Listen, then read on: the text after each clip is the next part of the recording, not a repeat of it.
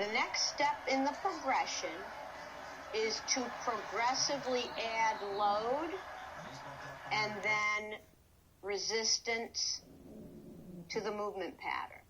Now, because we've moved from supine to seated, before we add a dynamic movement, we may have to back up to static load. So again, now I'm doing an isometric.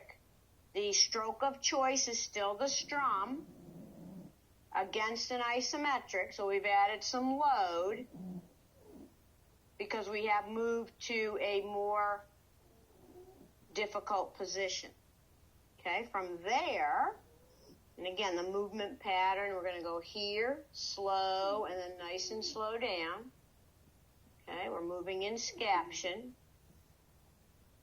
This is now dynamic partial load, active range of motion, starting to introduce concentric to eccentric. And then from there, we would progressively continue and to load the tendon to an appropriate intensity.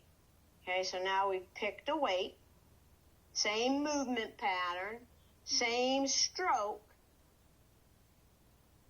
Pause, and then down nice and slow. We want a very lengthy eccentric.